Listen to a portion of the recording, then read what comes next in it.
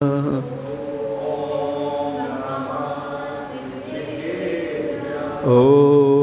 नमः सिद्धेभ्यः।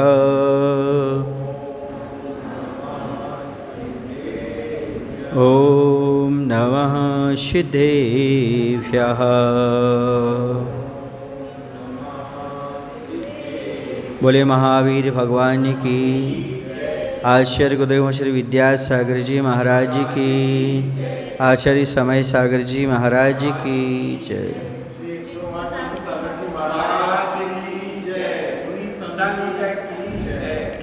अब प्रकरण आएगा देवगति का। देव किसे कहते हैं? तो देव का अर्थ होता है दिव्यंत्री क्रीडयन्तीति देवः, जो दिव्य भाव से युक्त हों, अणिमा आदि 8 गुणों से नित्य क्रीड़ा करते रहते हैं और जिनका प्रकाशमान दिव्य शरीर है वो देव कहलाते हैं। और अभ्यंतर कारण देवगति नाम कर्म का उदय होने पर जो नाना प्रकार की बाह्य विभूतियों से दीप समुद्र आदि अनेक स्थानों में इच्छानुसार क्रीड़ा करते हैं वे देव कहलाते हैं।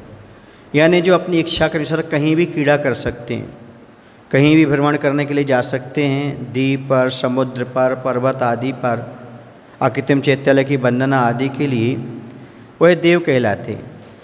और ये दिव्य गुणों से युक्त होते हैं। इनका शरीर दिव्य होता है, प्रकाशमान होता है और अणिमा आदि 8 गुणों से संयुक्त होते हैं, वह देव कहलाते हैं। और इनकी गति का नाम देवगति है।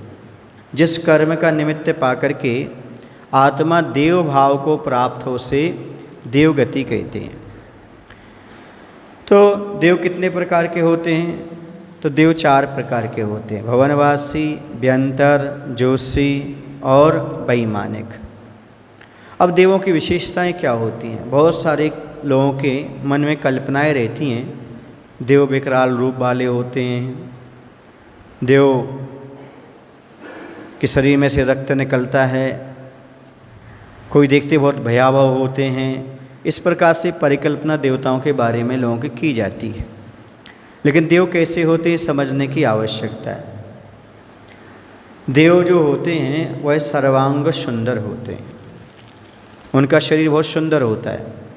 भले उनका वर्ण श्याम वर्ण ही क्यों ना हो, लेकिन हमेशा उनके शरीर में सुंदरता होती है, दिव्यता हुआ करती है।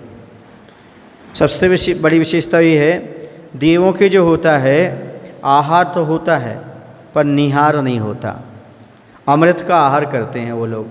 किसका आहार करते हैं? अमृत का आहार करते हैं।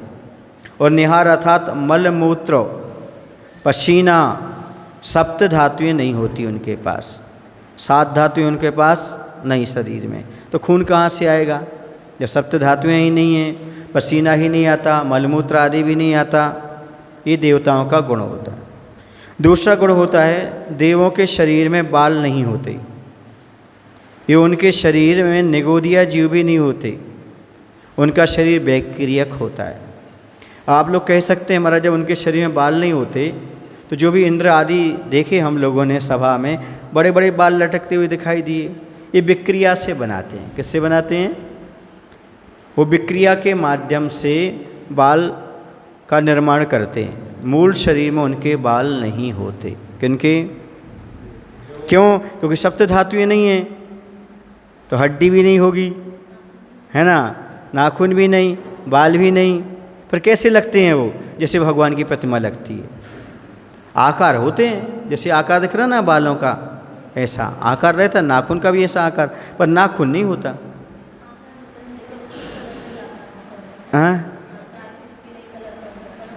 हाँ वैसे ही, इसलिए उनमें कोई क्या नहीं है, अभद्रता नहीं लगती, सब अच्छे अच्छे लगते हैं। और निगोदिया जीव नहीं पाए जाते। क्या नहीं पाए जाते शरीर में? निगोदिया जीव नहीं होते। देवों के शरीर की परछाई नहीं पड़ती। हाँ, शरीर की परछाई नहीं पड़ती और पलकें भी नहीं चपकती। उनकी पलकें भी नहीं चपकती। जैसे आप झपकाते ना वैसे उनकी टिमकार नहीं होती। उनका समचतुर संस्थान होता है। संस्थान समचतुष्क माने बहुत सुंदर होते हैं। हाथ पैर की जो जितने होना चाहिए अंश में उतनी लंबाई चौड़ाई आदि हाथ पैर आदि की होती है, किंतु उनमें सहनन नहीं होता, क्योंकि जब हड्डी ही नहीं है तो सहनन कैसे होगा। समझे, देवताओं के सहनन नहीं होता। देवों का अकाल मरण नहीं होता, घात आदि से अकाल मरण उनका नहीं होता, कदलीघात मरण नहीं होता। देवों का जन्म उपवास शैया पर होता है एवं अंतर मुहूर्त में 6 पर्याप्तियाँ पूर्ण करके 16 वर्षीय नवयुवक के समान हो जाते हैं। इनका बुढ़ापा भी नहीं आता। 16 वर्ष की जन्म मतलब जैसे वो जन्म लेते हैं अंतर मुहूर्तवार तो यौवन अवस्था को प्राप्त हो जाते हैं और जीवन पर्यंत तक उसी अवस्था में रहते हैं। उनको बुढ़ापा भी नहीं आता, उनके शरीर में कोई झुर्रियाँ नहीं पड़ती, चेहरे पर सुंदर बने रहते हैं। कब तक? जब तक उनकी आयु रहती है। फिर उसके बाद सम्यक दृष्टि देव स्वर्गों में प्रतिदिन अभिषेक पूजन करते हैं। जो सम्यक दृष्टि देव होते हैं वो हमेशा भगवान का अभिषेक और पूजन स्वर्गों में भी करते हैं। और जो सीनियर पुराने देव होते हैं ना, उनके कहने पर मिथ्या दृष्टि देव भी भगवान का अभिषेक पूजन करते हैं, लेकिन कुल देवता मान करके अभिषेक पूजन करते हैं। वो क्या मान लेते हैं? ये कुल देवता हैं, इसलिए उनका मिथ्याद बना रहता है। और जब वो सच्चे देव मान लेते हैं तो उनका मिथ्याद छूट जाता है, सम्यक दृष्टि हो जाते हैं। समझ गए? एक देव की कम से कम 32 देवियाँ होती हैं। छोटे से छोटा देव भी और निकट से निकट भी होगा तो कितनी होगी? कम से कम 32 देवियाँ तो होंगी। चारों निकाय के देव तीर्थंकरों के पंच कल्याणकों में आते हैं, किंतु 16वें स्वर्ग के ऊपर वाले जो अहिमेंद्र देव होते हैं वो वहीं से नमस्कार कर लेते हैं। किनको? तीर्थंकर के पंचकर्णक आदि में। एवं पंचम स्वर्ग के लोकांतिक देव मात्र तीर्थंकर के कल्याणक में, कौन से कल्याणक में? दीक्षा कल्याणक में बैरागी तीर्थंकर के बैराग की प्रशंसा करने के लिए आते हैं। जो स्वर्ग में देव रहते हैं तो जैसे जैसे ऊपर के देव होते जाते हैं उनकी गति, शरीर, गमन कम होता चला जाता है। शरीर का आकार भी कम होता जाता है, गमन भी कम होता जाता है। तो 16वें स्वर्ग के ऊपर के जो देव होते हैं, अहिमेंद्र होते हैं सब, वह पंचकर्णक में नीचे नहीं आते, वहीं से नमस्कार कर लेते हैं भगवान को। एक पंचम स्वर्ग में लोकांतिक देव होते हैं, वो मात्र दीक्षा कल्याणक की अनुमोदना करने के लिए आते हैं, बाकी और कोई कल्याणक में नहीं आते। वो समझ गए ना? वो एक भाव अवतारी होते हैं वो लोकांतिक देव। वहाँ 12 भावना का चिंतन करते रहते हैं, द्वादशांग के पाठी होते हैं। उनके यहाँ देवियाँ नहीं होती, निसर्गित ब्रह्मचारी होते हैं पंचम स्वर्ग, लेकिन वहाँ पर एक कॉलोनी उनकी अलग से है, जहाँ पर वह क्या करते हैं? 8 सागर की आयु को अच्छी तरह से भोगते रहते हैं और वहाँ से नीचे आते हैं और मुनि बन करके उसी भाव से मोक्ष चले जाते हैं। ये लोकांतिक देवों की व्यवस्था होती है। देवों में रोग नहीं होता, किसी प्रकार का रोग नहीं, सप्त धातुएं नहीं, वैकृतिक शरीर है, इसलिए कोई किसी प्रकार का रोग नहीं होता। वैसे वैकृतिक शरीर तो नारकियों के भी हैं और उनके तो बहुत सारे रोग होते हैं, लेकिन देवताओं को कोई भी रोग नहीं होते। वहाँ पर 2 ही वेद हैं, पुरुष वेद और स्त्री वेद। वहाँ पर नपुंसक वेद नहीं होता, या तो देव होगा या देवियाँ होगी। देवों को सभी भोग सामग्री सोचते ही 10 प्रकार के कल्प वृक्षों से प्राप्त हो जाती है। उनको सामग्री प्राप्त होती है वो कैसे होती है? 10 प्रकार कल्प वृक्ष रहते हैं और उनको सब चीज़ें प्राप्त हो जाती हैं। और उनका एक समय होता है, उन्होंने अपने समय पर इच्छा की, आहार की, भोजन की, तो उनके कंठ से अमृत झर जाएगा। इसलिए वो नियम आदि का पालन नहीं कर सकते, इच्छा का निरोध नहीं कर सकते। इच्छा हुई और कंठ से झरा, इसलिए वो उपवास नहीं कर पाते, व्रत संयम नहीं ले पाते। इसलिए देवता लोग जो होते आहार के पात्र नहीं होते। मुनि महाराज को आहार नहीं दे सकते वो, क्योंकि किसी भी नियम का पालन देवतागण नहीं कर पाते। अब अभी आपने कहा था ना, देवता कैसे लगते होंगे? नाखून नहीं है, बाल नहीं हैं, इनके बिना कैसे लगेंगे? तो देवों के शरीर में नख व केश नहीं होते, फिर भी उनका स्वरूप अच्छा लगता है, भयानक नहीं होता, गिलानी उत्पन्न करने वाला नहीं होता। नख और केश का आकार होता है। क्या होता है? जैसे आप लोगों ने यहाँ पर सोने की, पत्थर की प्रतिमाएं देखी ना, उसमें नख और केश के क्या बने रहते हैं? आकार बने रहते हैं। वैसे ही देवों में होता है, इसलिए वो सर्वांग सुंदर रहते हैं। कौन? देवतागण। ये कुछ उनकी विशेषताएं हैं देवताओं की। अब देवों में 8 गुण होते हैं, जिन्हें कहीं कहीं रिद्धि भी रखा है, लेकिन रिद्धि उन्हें कहते हैं जो तपस्या के द्वारा प्राप्त की जाती है। फिर भी कहते हैं अणिमा आदि 8 रिद्धियों से या 8 गुणों संपन्न कौन होते हैं? देव होते हैं। तो अणिमा अपने शरीर को अणु के बराबर छोटा करने की शक्ति है, जिसमें वह सुई के छेद में से भी निकल जा रहे। समझ गए? उनको दरवाज़ा खोलने की आवश्यकता नहीं पड़ती देवताओं को। ऐसे जैसे आप लोग पिक्चर में देखते हैं ना जी, हॉरर शो में कि वो दरवाज़ा खोल रहा है, कोई अंदर घुस गया और दरवाज़ा फाड़ रहा है, फिर अंदर जा रहा है। तो देवताओं को हाँ, क्योंकि उनके पास अणिमा रिद्धि होती है। हाँ, बिल्कुल एक छेद में से भी निकल सकते। इच्छाधारी नाग नागिन मन में जो इच्छा हो गई वैसा हाँ रूप बना सकते हैं वो, बिल्कुल।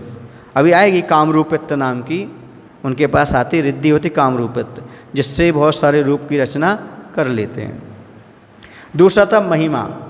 महिमा का अर्थ है अपने शरीर को सुमेरु के समान बड़ा करने की क्षमता। ठीक है ना? अणिमा माने सबसे छोटा और महिमा माने सबसे बड़ा। फिर था लघिमा। लघिमा माने आता है बिल्कुल हल्का, लघु, हल्का। जैसे आपने मकड़ी का जाला हो, उस पर ही पैर रख देते वो, तो क्या नहीं होता? मकड़ी का जाला टूटता नहीं। हाँ, अपने शरीर को सुमेरु के समान बनाना महिमा है, और सुई की नोक में से छेद में से निकल जाता छोटा शरीर बनाना अणिमा है, और लघिमा अपने शरीर को बिल्कुल हल्का बना लेना, जिससे मकड़ी के जाल पर ही पैर रखें तो वह ना टूटे। यह है लघिमा गुण। तथा गरिमा। गरिमा माने सुमेरु पर्वत से ही भारी शरीर बना लेना, हजारों व्यक्ति मिलकर उठाएं तो उठा ना सकें। ये हो गया कौन सा? गरिमा। फिर आता प्राप्ति। प्राप्ति का अर्थ होता है यहाँ बैठे बैठे प्राप्त कर लेना, मतलब एक स्थान पर बैठे बैठे ही दूर स्थित पदार्थों का स्पर्श कर लेना। जैसे यहाँ बैठे बैठे ही शिखर जी की टोंक का स्पर्श कर लेना, ये कहलाती है प्राप्ति। क्या कहलाती है? प्राप्ति। जैसे विष्णु कुमार महाराज को विक्रिय रिद्धि थी, ऐसे इनके पास प्राप्ति गुण होता है। इनके पास, देवताओं के पास प्राप्ति गुण होता है। एक स्थान पर बैठे बैठे वह दूर स्थित पदार्थों को छू सकते हैं। जैसे वो पुणे में बैठे हुए हैं वह देवता, तो यहाँ से पार्श्वनाथ भगवान शिखर जी की टोंक को स्पर्श कर सकते हैं। ये देवताओं के पास प्राप्ति नाम का गुण या रिद्धि पाई जाती है। ये उनको पुण्य का फल है। यहाँ मनुष्य पर्याय में उन्होंने पुण्य किया था, उसके फलस्वरूप उनके लिए इस प्रकार की विशेष चीज़ें प्राप्त हुई हैं। दिव्य शरीर का अर्थ है विशेष रूप से शरीर में विक्रिया आदि करने की क्षमता प्राप्त हो जाती है। चारों प्रकार के देव दर्शन में ये सब गुण पाए जाते हैं। अब देखो, वैमानिक देवों में तो निश्चित है, वैमानिक देवों में तो निश्चित ही पाए जाते हैं 8 गुण। प्राकाम, जल के समान पृथ्वी में और पृथ्वी के समान जल में गमन करना। यदि पृथ्वी पे चल रहे हैं तो ऐसा लगे जैसे ये कहाँ गड्ढा खोदते हो जा रहे हैं, जैसे पानी में चल रहे हों।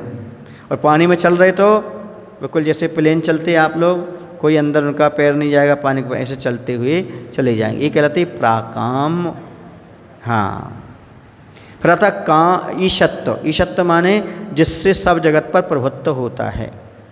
देवताओं की अपने एक प्रभुत्व होता है, ये कहलाता है ईशत्व। फिर आता काम रूपित्व, जिससे युगपद बहुत से रूपों की रचना, रूपों को रचता है, उसका नाम होता है काम रूपित्व रिद्धि। अपने ही शरीर से बहुत सारे शरीरों की रचना कर लेना, और ये मूल शरीर रहा है उसके बाद अनेक शरीरों की रचना कर लेना, ये क्या कहलाता है? काम रूपित्व रिद्धि कहलाती है या गुण कहलाता है। ऐसे 8 गुणों से संपन्न देवतागण हुआ करते हैं। समझ गए? अब आप लोगों ने देखा होगा ना इच्छाधारी नाग नागिन, पिक्चर भी बन गई उस पर कि क्या करते हैं। जंगलों में आपने देखा जंगलों में नाग नागिन आते हैं, फिर देव बन जाते हैं, फिर नृत्य करते हैं, है ना, फिर सांप बन करके चले जाते हैं। ऐसा सुना आप लोगों ने? हाँ, तो सुनो, जैन दर्शन में एक महोरग जाति के देव होते हैं। कौन से होते हैं? महोरग होते हैं, गंधर्व, यक्ष, राक्षस। हाँ, तो इस प्रकार से ये महोरग जाति के देव भी होते हैं। वो महोरग जाति के देव क्या करते हैं? तो महोरग जाति के जो देव होते हैं ये व्यंतर देव होते हैं, किन्नर, किमपुरुष, महोरग, गंधर्व, यक्ष, राक्षस।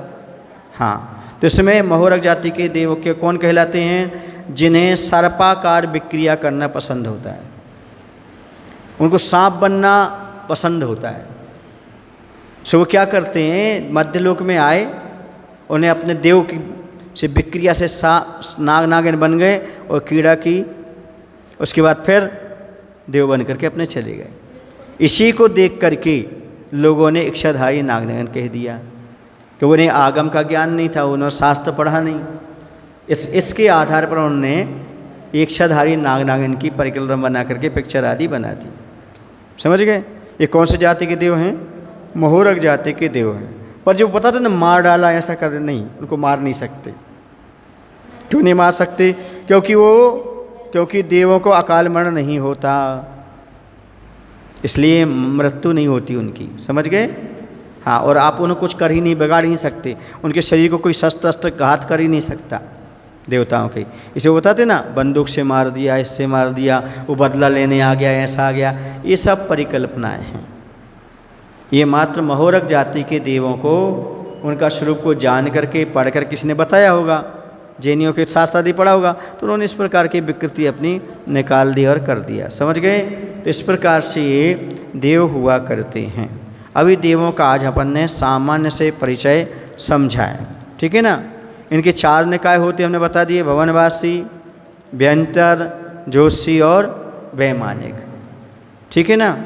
वैमानिक को कल्पवासी भी कहते हैं, क्या बोलते हैं, और उसके ऊपर कल्पातीत भी हो जाते हैं। वैमानिक के 2 भेद हो जाते हैं, कल्पवासी और कल्पातीत। इस प्रकार से यह स्वर्ग में देवगति का आज इतना ही वर्णन पर्याप्त है। बोलो महावीर भगवान की जय। आचार्य गुरुदेव भगवान श्री विद्यासागर जी महाराज की जय।